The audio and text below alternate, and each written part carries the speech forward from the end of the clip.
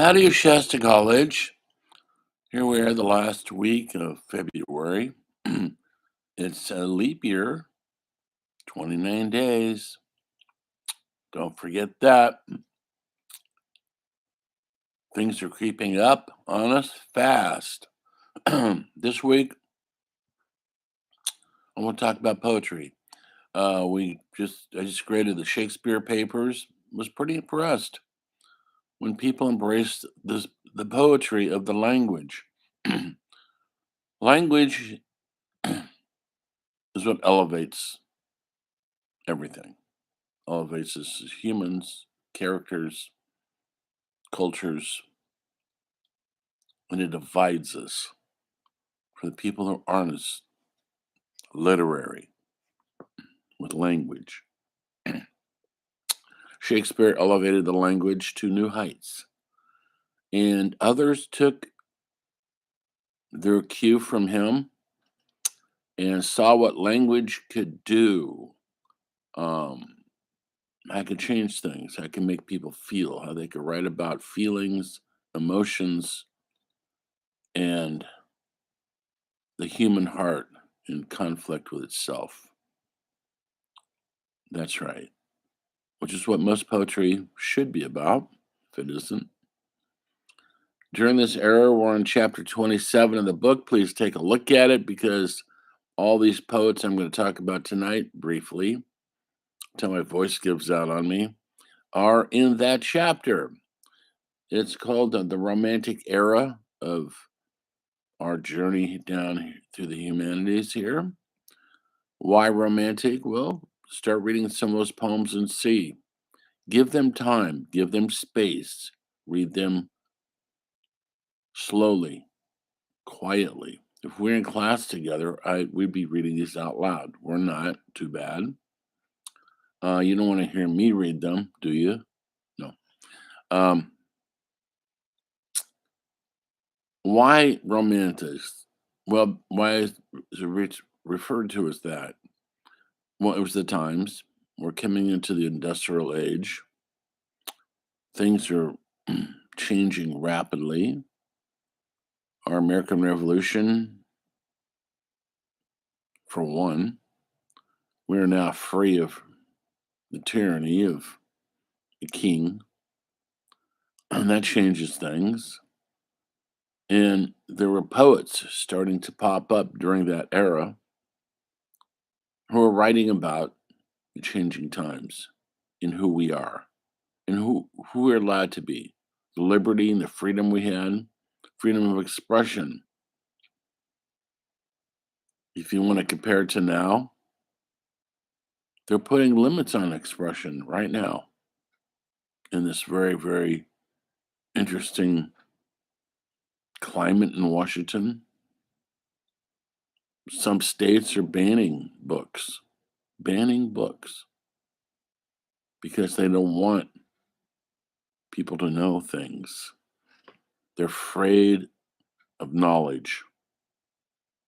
These poets in the early part of the 19th century were not afraid of anything. They expressed their hearts, their intellects, their minds, everything for the love of humanity, for the love of nature. I'm not going to talk much about painters tonight, like Turner, who was painting romantic, natural paintings about nature, because it's before the world was polluted, before dams, creeks were dammed up. Chemicals are going in the creeks, they're going into the rivers, out to the oceans. The world was pretty green and vibrant and alive. No endangered species yet. That's to come, folks. And so there's a beauty that these painters, these poets were in awe of. For a brief moment, they saw a hopeful place, an Eden, if you want to put a religious thing on it. Before I talk about the poets, this era also is an era of change when it comes to religion. Again, religion always has a big factor in all these decades, but this isn't a church versus another church. This is what they call creationism versus evolution. Charles Darwin had written his famous book, The Origins of Species, and it turned the world on its head. No longer are we thought to have come from God, a God, but created through millions and millions of years of evolution and science. And he proves it in his book. And we're still debating it to this day. Look at what's going on in Congress with the very conservative religious right. They don't want to believe anything in this book. They only want to believe what's in their book. And so this debate continues. But when it came out, it was a revolution unto itself. The idea that man came out of the ocean and developed through possibly primates and monkeys is intolerable to some people who believe we're created as we are by a God. And maybe you're one of them. That's fine. But to deny the science aspect of it is to put a blind eye to possibly the truth. What are we scared of? The truth? I would say that's probably right. Um, these poets, William Blake, Wordsworth, Shelley, Keats, they were after the truth. And I know that sounds cliche because what is the truth? Well, it's what you struggle with all your life to find, to divine the truth through all the rhetoric, through all the nonsense, through all the noise, through all the social media, through all the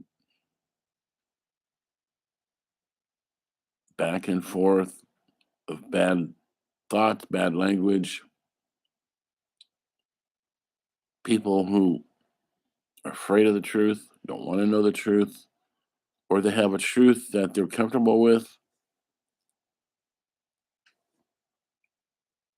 As a writer, I've written some novels and some plays and a couple movies, and still writing. We're always after the truth in our human behavior. What else is there to look at? It's an ongoing challenge. And these poets, I'm going to sign your paper tonight too. I'll probably sign it tomorrow. It'll be due next Friday. Are going to be about the poetry. I want you guys to go into these pages. Like I said, it's chapter 27, and look at some of the sample of these poets. Read them out loud. Read them to a friend. Read them to your dog. Your dog loves poetry. Don't be afraid of the words. Why are we afraid of words? Language is what rises us above all the other mammals and animals and insects, reptiles. It rises us above. So we should embrace language like it's the gift it is and encourage language and words.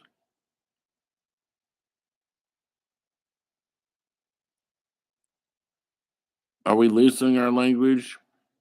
That's another debate. Social media and our shortcuts with texting and emailing, we have lost. We're now sending emojis out where we used to have words. for sorrow, words for happiness, words for sadness. Now we have a sad face or a happy face or a face with a tear on it. We're going back to the cave, folks, and I, for one, am rebelling against it. Sorry, call me old school. I don't care.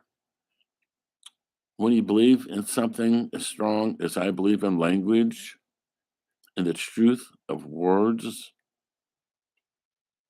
you're unshakable. Doesn't matter what people say. Written language is the holy truth. The words we speak is who we are. It's the best of what we can be. And on that happy note, I'm sorry to slur my words. I'm getting better, by the way. Look for the new paper assignment, read that chapter 27, and bask in the glory of language and words. Let's don't lose that. We've got enough loss going on in the world. Let's don't lose that. I'll see you next week. Hope you guys are feeling better. The weather was nice today. The sun was there, 60 degrees. What?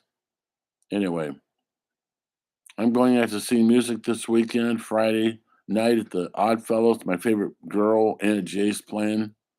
You should show up, support her. She's really, really excellent. And maybe I'll see you there if you're lucky. And I can meet you. All right. On that happy note, enjoy the weekend. It is upon us. The fifth essay is upon us. See you next week with the story of humanities will continue.